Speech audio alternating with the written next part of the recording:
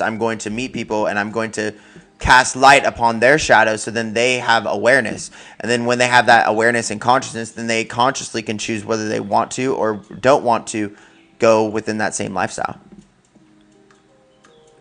Right. We don't wake up at the same time. Right. Absolutely right. I see you.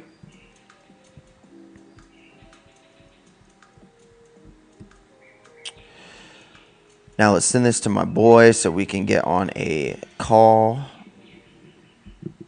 Bruh.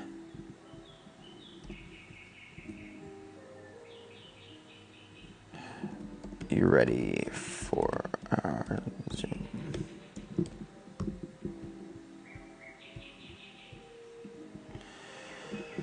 All right. We'll move into a short, quick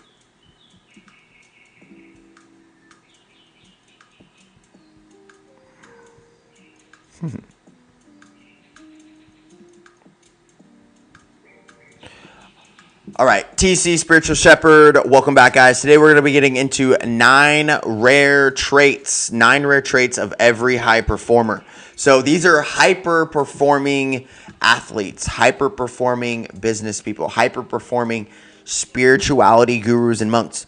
We know the people who are like, let's talk about astrology, let's talk about signs, let's talk about, what goes with what and what doesn't.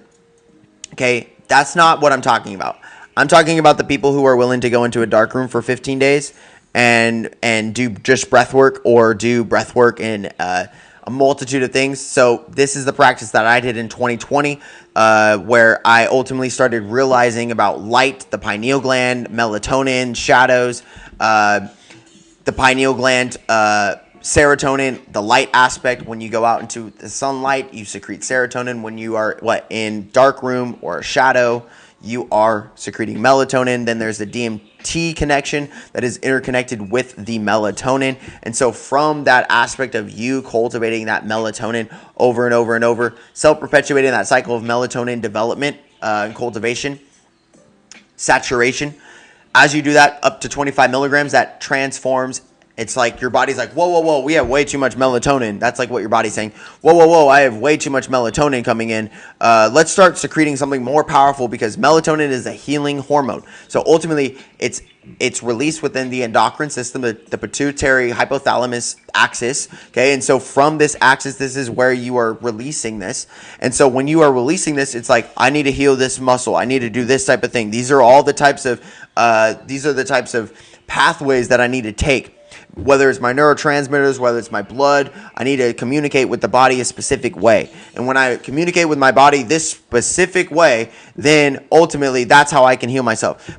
When you start to get into that 25 milligrams, it's like, shit, well, we have so much melatonin in here, we can go to deeper healing, quicker healing, okay? Quicker realities, higher vibrational ultraviolet realities. So this is the 9 traits of every high performer. You'd move that more into the DMT aspect, where you would heal deeper and you would heal more the bone marrow, you'd heal more the skeletal muscle, the ligaments, the tendons, you cultivate the knees, the cartilage, all this type of stuff. Okay? So let's talk about this. Gets shifts done. Gets shifts done. Not get shit done, okay? Because it's not about always doing things. It's about getting shifts done. Meaning they shift their life. They truly shift into their life. They transmute. They go through the shift. They don't want to just be like, I need to be the same fool my whole life. I'm going to transmute and be the magician of my life. Okay? That's the big cultivation. A lot of people read tarot. A lot of people read the Torah. A lot of people read the Bible. A lot of people read all these religious texts and biblical texts and all these other different types of things, the law of attraction, but they're still not listening. The 22 paths of Kabbalah is the DNA. The 22 paths of Kabbalah is the 22 Paleo-Hebrew letters. The 22 paths of Kabbalah is the 22 major arcana of the tarot. Okay, this is the intercorrelation where most people are reading tarot and have no idea what the fuck they're doing. They just want $10. They just want $20. They just want $30 when they read lives. I'm not saying that that's negative or that's bad. I'm not saying that. But when you really start to understand the paths of Kabbalah, you can read the tarot properly.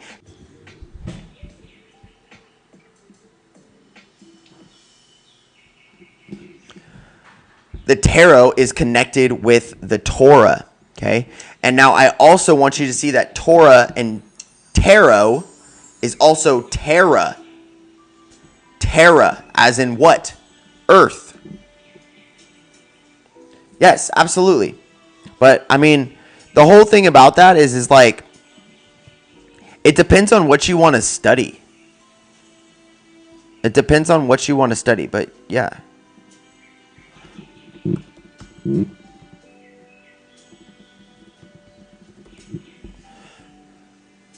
Okay, let's keep going. Number 2, self-awareness. They are aware of their strengths and they are aware of their weaknesses. So the big thing about this, guys, is that most people will want to work out their strengths. So I always say,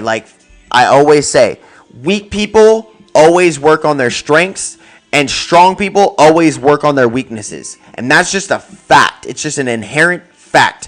What do I mean by this? I'm not saying focus on bad things. I'm not saying that. I'm saying focus on good things. But I'm saying that, okay, if you have your shadow work, this is exactly what I'm saying. A lot of people are like, well, you know, like, I just want to get rid of this thing. I just want to get rid of this thing. I just want to get rid of this thing. But I'm going to keep perpetuating the cycle of having this thing in my life. That thing is what I'm talking about, is a weakness, or you deem it as a weakness. Okay, so what am I saying? You would start to work on the weakness. That's how you would get rid of it.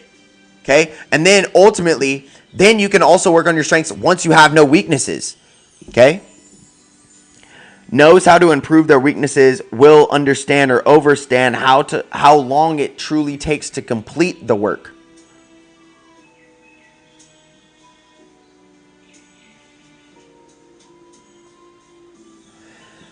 So, number 3, shows empathy. Shows empathy. So, I've already talked about this, guys. There's 2 versions of empathy. Okay? We are in the aspect of duality. 2 versions of empathy. There's positive empathy.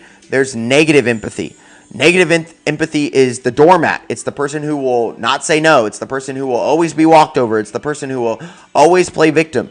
Okay? Then there's the positive empath, where they can say no, but they are also empathizing and compassionate and willing to stand up for themselves. They're still autonomous. Number 4, a strong communicator. We were talking about the 9 rare traits of every high performer. Number 4, being a strong communicator. Okay, so if you can communicate via Vishuddha, if you can communicate through Vishuddha, if you can do a multitude of things with how you are transforming your speech, better word articulation, better word etymology, aligned with specific spiritual, mental, emotional, physical, and financial abundances of the way that you're articulating your words, that is a big thing. Okay? And it's also connected with the air aspect, okay? Number 5, great at simplifying. Ooh, poor people are great at complicating things. Why? Because then they want an excuse to play victim when things don't go their way. So what does this mean? It's not just about finances. It's about an enriched life, mentally, emotionally, physically, spiritually, financially. This type of cultivation. When you are great at simplifying things, you can create simple systems, simple teams. You can create simple automations that can help you thrive in a multitude of things. And I'm not just talking about automations for business. I'm not just talking about teams for business. I'm talking about communicative teams, so community, so communication and unity, community, soul tribe. Those are your teams. Okay, so now you built teams because you're great at simplifying who you are. You didn't overcomplicate who you were. You figured out I am these types of things. I like being these types of things. Okay, then there's the next thing where it's systems. So now you start to create systems. Darkroom is a system. Fasting is a system. Eating a specific way, training a specific way. Meal prep is a system. Training is a system. Meditations are a system.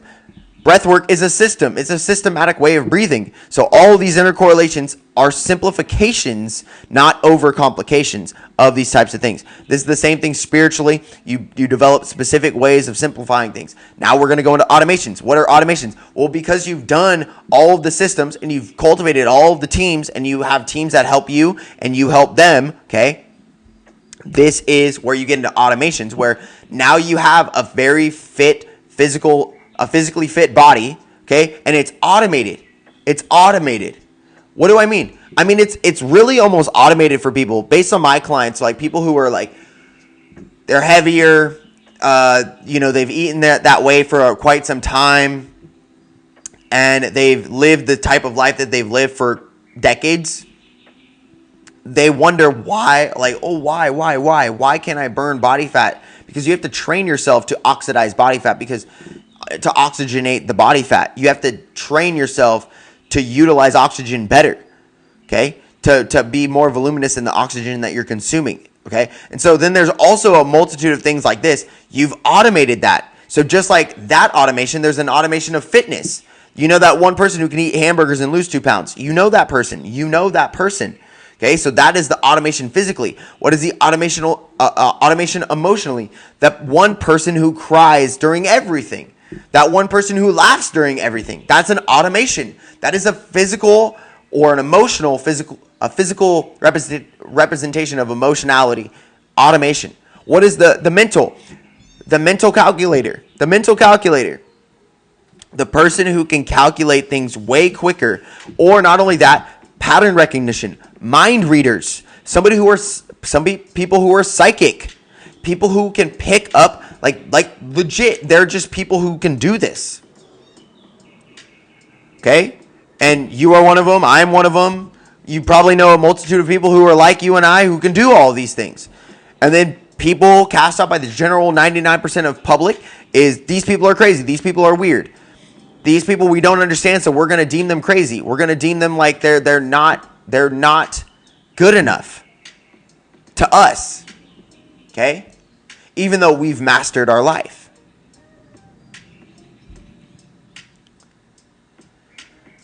Now, in this, y'all, to be great at simplifying, it's also simplifying and automating. So as you automate and as you perform and as you transform, this is a big cultivation of, okay, I'm going to evolve in this type of way. Now I've automated my mentality. I've automated a positive emotionality, physicality, spirituality, finances, and everything's automated. You guys always automate all your bills. Why don't you fucking automate why don't you automate all your expenses and your bills? Why don't you automate your income? Automate your income. That's a powerful thing. Number 6, controlling one's emotions, meaning that this being who controls their emotions or has control over their emotions, meaning that they are not succumb to their emotions. They do not understand their emotions. Okay, they overstand their emotions, meaning they stand over their emotions. Okay, somebody who can handle stress very well, somebody who can be in high risk situations and still operate in a sense of peace. Somebody who could be, even if somebody tries to provoke anger within somebody who tries to provoke, they're still stoic. Stoicism is a very powerful place to be with having control over emotions. 9 rare traits of every high performer. Number 7, speaks up. So doesn't just accept things for what someone tells them, what someone wants for them. And now I'm not saying that like they're not open-minded. I'm saying that like generally somebody who is rare, generally who's like, I speak up, I consciously am always speaking properly when I am speaking up myself, but also if I hear something that doesn't align or resonate, I will speak up and say, hey, this is it from my perspective. I think a very big thing that we can incorporate into this lifestyle, into our way of living, into this world is from my perspective, from my point of view. If you guys just say, from my perspective, this is what this is this. From my point of view, this. It will make your life so much easier. You will never come off like a narcissist ever. And you actually come off like very overstanding, very comprehending of other people's emotions. And you will not speak for other people, and you will not allow other people to speak for you. It is a buffer. When you say from my perspective, it is a buffer. Meaning that like, oh, well, from my perspective, I don't agree with you. It's an easy way. It's like, from my perspective, I don't agree with you. And then they can say, well, fuck you. Like if they say that, you know what I mean? It's like, but then that's like a direct thing. But, well, from my perspective, it doesn't matter whether you say that to me. From my perspective, this is what I truly believe. And it does lead, and then it's not saying that you're not being assertive or saying something of how it is or whatever, not being masculine enough. It's actually operating to where you can allow people to speak and also see multiple points of view. That's one way that I speak up. Okay, I'm speaking up right now. Start cultivating saying, from my point of view, from my perspective.